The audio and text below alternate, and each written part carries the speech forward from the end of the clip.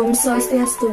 Perkenalkan, nama saya Putrinita Agustini Alik Mandala dengan NIM 2113071036. Jadi di sini saya akan membahas tentang alat dan bahan yang akan digunakan dalam praktikum. Yang pertama, ada dua jenis ekosistem yang akan digunakan sebagai pengamatan, yaitu ekosistem alami dan juga ekosistem buatan. Yang kedua, kita membutuhkan meteran. Yang ketiga, kita membutuhkan tali rapia. Yang keempat, kita membutuhkan kayu. Yang kelima, kita membutuhkan handphone untuk mengukur suatu suhu di daerah tersebut. Hai semua, Om Swastiastu. Perkenalkan, nama saya Santa Silveria Bersembiring dengan NIM 2113071034 dari kelompok 3. Di sini saya akan menjelaskan mengenai tahap-tahapan pengamatan pada ekosistem, khususnya pada ekosistem alami. Langkah pertama yang harus dilakukan yaitu membuat peta dengan ukuran 2 x 2 meter.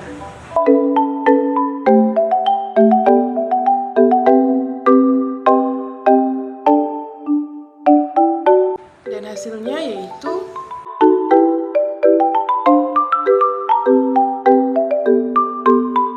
langkah kedua untuk memudahkan perhitungan, bagi petakan atas subpeta atau petakan kecil dengan ukuran 1 x 1 meter.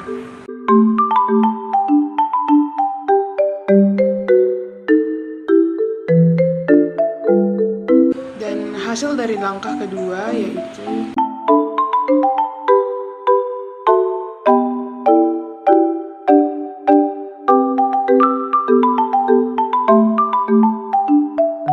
langkah selanjutnya yaitu lakukan inventarisasi dan identifikasi semua spesies dan jumlah komponen biotik pada setiap subpeta. Kemudian, gabungkan data semua subpeta dengan melakukan pencacahan. Dan langkah terakhir yaitu menentukan struktur dan komponen ekosistem yang telah diamati. Dan selanjutnya yaitu mengenai hasil data praktikum yang telah dilakukan sebelumnya. Yang pertama khususnya pada komponen biotik. Pada subplot pertama yang ditemukan yaitu pertama, Punarnafa dengan berjumlah 4, Putri Malu berjumlah 5, Teki Ladang berjumlah 11, dan pada subplot kedua, Sapu Manis atau Scoparia dulcis berjumlah 2, Teki Ladang berjumlah 17, Punarnafa berjumlah 8, Sintrong berjumlah 3, Semut berjumlah 13. Pada subplot ketiga yaitu Putri Malu berjumlah 6, Sintrong berjumlah 7, Punarnafa 8, Cacing 1. Dan subplot terakhir yaitu Teki Ladang berjumlah 6, Biji Bayam berjumlah 6, Cacing 2, dan Semut berjumlah 9. Adapun komponen biotik total pada ekosistem alami yang telah diamati yaitu yang pertama, Punarnafa dengan berjumlah 20 yang berperan sebagai produsen. Yang kedua, Putri Malu berjumlah 11 sebagai produsen, Teki Ladang berjumlah 34 sebagai produsen, Sapu Manis berjumlah 2 sebagai produsen, Sintrong berjumlah 10 sebagai produsen, Bayam Duri berjumlah 8 sebagai produsen, Cacing 3 sebagai pengurai, Semut berjumlah 22 sebagai konsumen. Adapun komponen abiotik total yang ditemukan pada ekosistem alami tersebut yaitu yang pertama cahaya matahari, yang kedua batu atau kerikil yang berjumlah 41, dan selanjutnya yaitu udara, tanah, dan temperatur yaitu 31 derajat Celcius. Om Swastiastu, perkenalkan nama saya Novia Sapitri Bersembiring NIM 2113071018 dari Prodi S1 Pendidikan IPA kelompok 3. Di sini saya akan menjelaskan tentang ekosistem buatan.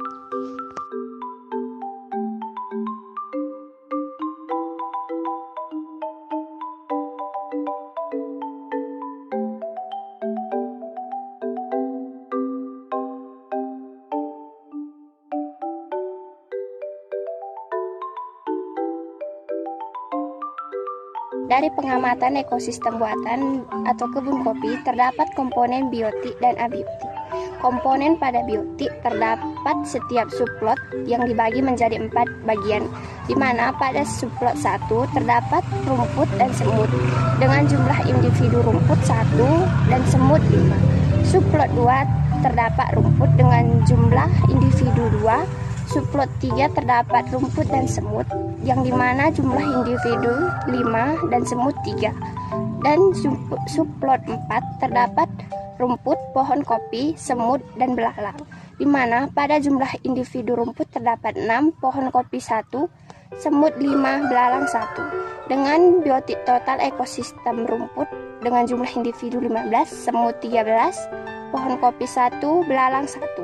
Sedangkan komponen abiotik total ekosistem terdapat spesies batu, udara, tanah, temperatur, dan cahaya matahari, di mana jumlah individu batu terdapat 10 dengan temperatur 25 derajat Celcius. Baik, di sini saya akan menjelaskan tentang analisis data dan pembahasan dari hasil pengamatan. Ekosistem merupakan hubungan timbal balik antara manusia dengan lingkungannya.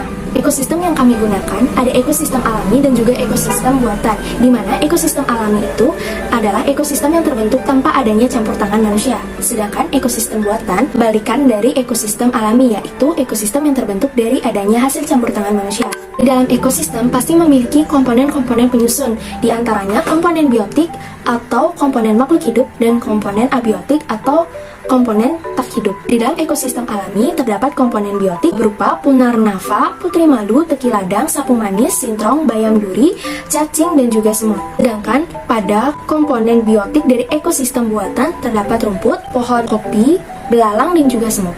Sedangkan komponen abiotik atau tak hidupnya antara ekosistem alami dan ekosistem buatan semua hampir sama, memiliki komponen abiotik yaitu cahaya matahari, udara, tanah, batu, dan juga suhu. Komponen biotik dan abiotik memiliki hubungan timbal balik karena satu sama lain saling membutuhkan. Cahaya matahari dan tanah dipergunakan tumbuhan untuk bertahan hidup, dan cahaya matahari juga bisa membantu proses fotosintesis pada tumbuhan. Di dalam ekosistem terjadi rantai makanan. Rantai makanan adalah suatu proses makan dan dimakan terjadi dalam sebuah ekosistem. Semua komponen biotik yang ada di dalam suatu ekosistem tersebut memiliki peran tersendiri dalam rantai makanan. Rantai makanan pada ekosistem alami hanya terdapat produsen dan juga detritivor, hingga rantai makanan akan terjadi apabila produsen telah mati, lalu akan dimakan oleh detritivor, yaitu cacing dan juga semut yang berada pada ekosistem tersebut. Rantai makanan ini bisa disebut sebagai detritus. Rantai makanan detritus dimulai dari fragmen atau hancurnya organisme seperti hewan dan tumbuhan. Seperti contoh, putri malu yang ada di ekosistem alami yang sudah gugur lalu diuraikan oleh pengurai, kemudian akan dimakan oleh detritivor. Sedangkan pada ekosistem buatan terdapat produsen, konsumen satu, dan juga detritivor. Pada ekosistem alam tidak terdapatnya konsumen, sehingga tingkat jumlah produsen akan bertambah. Ketika produsen bertambah, maka di situ akan saling berebutan untuk mencari unsur hara yang ada dalam tanah. Ketika unsur hara dari tanah itu habis, maka cacing pun akan sulit untuk menguraikan.